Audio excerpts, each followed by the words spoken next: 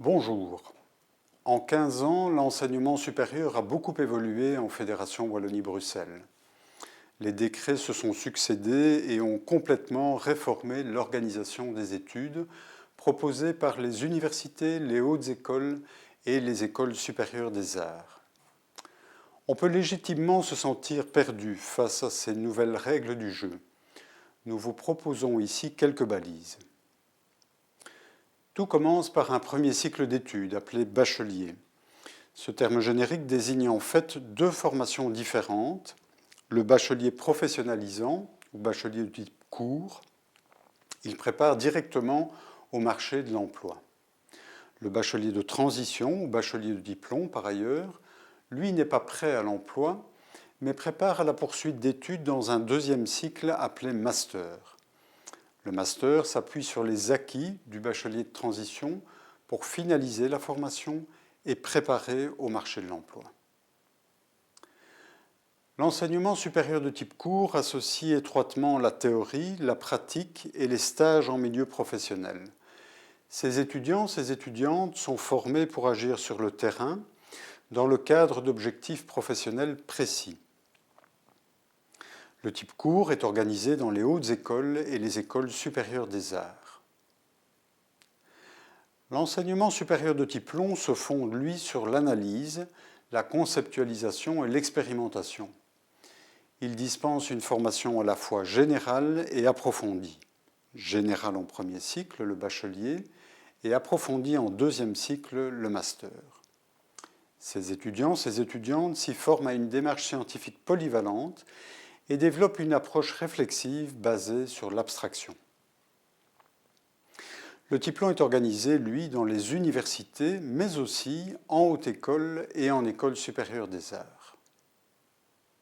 L'étudiant ou l'étudiante qui a réussi un bachelier de type court peut accéder à un master par un système de passerelle. Il peut s'agir d'un master en haute école, en école supérieure des arts ou à l'université. C'est un arrêté de la communauté française qui précise pour chaque bachelier la liste des masters accessibles. Dans la plupart des cas, des crédits complémentaires seront ajoutés au master, ce qui aura pour conséquence d'en allonger la durée.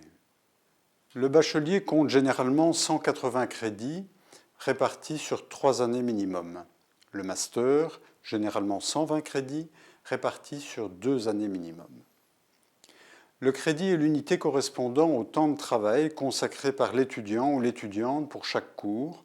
On parle maintenant d'unité d'enseignement ou UE. On estime qu'un crédit représente environ 30 heures de travail étudiant. Plus une unité d'enseignement compte de crédits, plus elle impliquera une charge de travail élevée. Le seuil de réussite pour valider une UE et acquérir les crédits associés est de 10 sur 20. Le diplôme de bachelier ou de master sera délivré lorsque la totalité des crédits du cycle aura été acquise.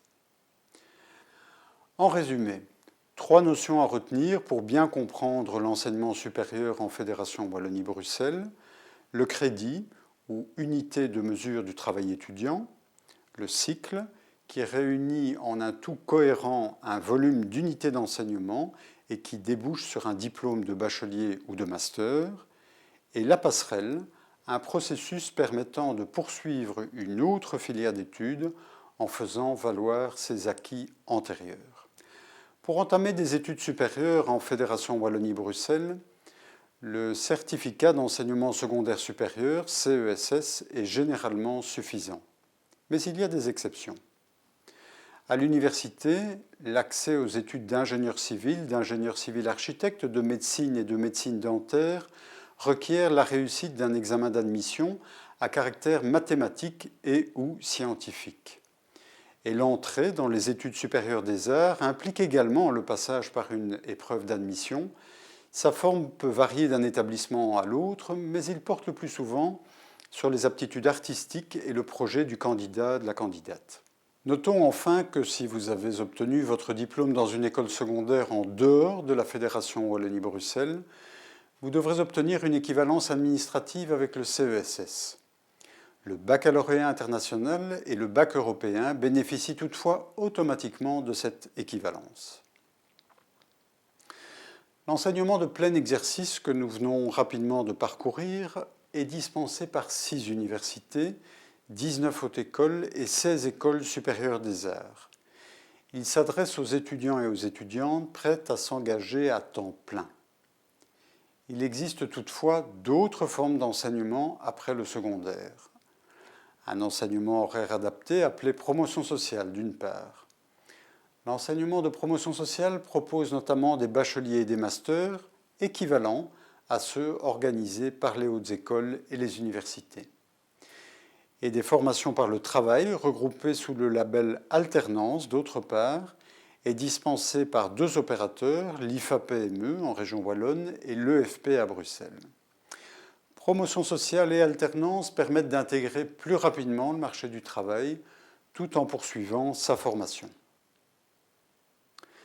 Pour en savoir plus, nous vous conseillons de recourir au site mesetudes.be, le portail officiel de l'enseignement supérieur édité par l'ARES, l'Académie de recherche et d'enseignement supérieur. L'organisation de l'enseignement supérieur y est expliquée de manière détaillée et son moteur de recherche vous permettra de débusquer la formation la plus adaptée à vos projets. Bonne recherche!